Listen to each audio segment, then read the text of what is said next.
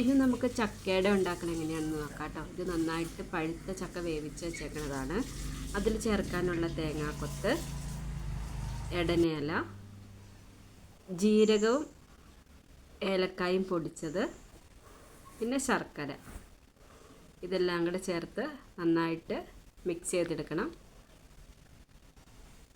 നമുക്ക് ചക്കയിലേക്ക് ഇട്ട് കൊടുക്കാം. ഏലക്കായും ജീരകം പൊടിച്ചതാണ്.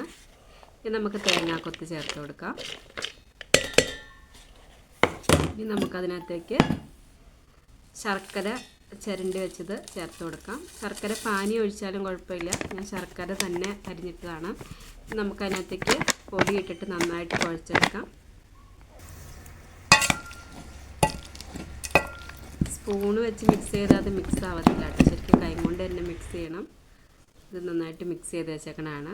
അപ്പോൾ നമുക്ക് മധുരം ഉണ്ടോ എന്നൊക്കെ ഒന്ന് നോക്കണം. ഇല്ലെങ്കിൽ കുറച്ച് ചേർത്ത് കൊടുക്കണം. ഇത് നമ്മുടെ പപ്പായയും കൂടെ മിക്സ് ചെയ്ത് വെച്ചേക്കണതാണ് കേട്ടോ.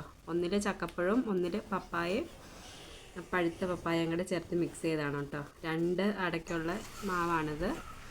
നമുക്കത് ഇടനയിലേക്ക് ഫില്ല് ചെയ്ത് കൊടുക്കാം.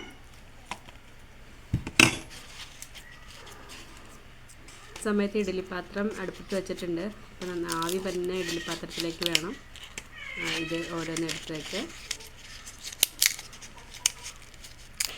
നമുക്ക് ബാക്കിയെല്ലാം കൂടെ ഒന്നും കൂടെ ഫില്ല് ചെയ്തെടുക്കാം കേട്ടോ. കുറേ ഇലകളുണ്ട്, അപ്പോൾ എല്ലാത്തിലും ആക്കിയെടുക്കാം.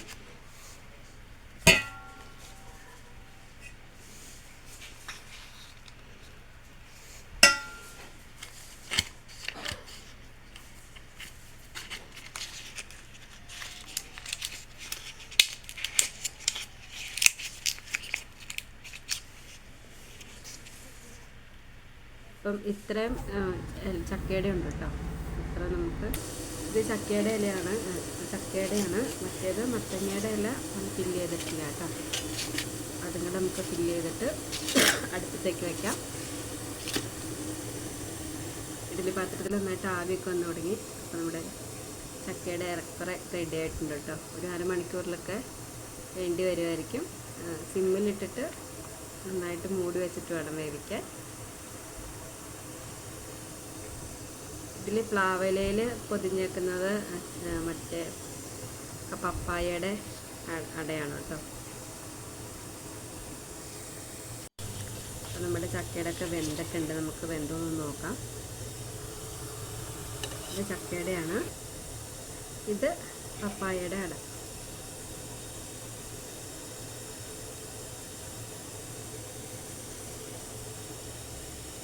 നന്നായിട്ട് വെന്തിട്ടൊക്കെ ഉണ്ട് കേട്ടോ.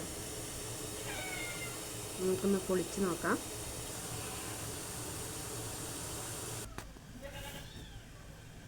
ഇതാണ് കേട്ടോ 2 അട. ചക്കപ്പഴത്തിൻ്റെ സീസണായി തുടങ്ങിയല്ലോ. എല്ലാവരും തന്നെ ഉണ്ടാക്കുന്ന ഒന്നാണ് ചക്കയട. അപ്പം നമുക്ക് അടുത്ത ദിവസം വേറൊരു വീഡിയോ ആയിട്ട് കാണാം കേട്ടോ.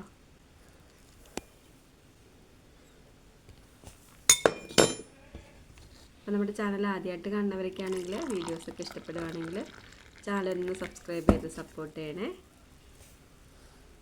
ഓക്കേ.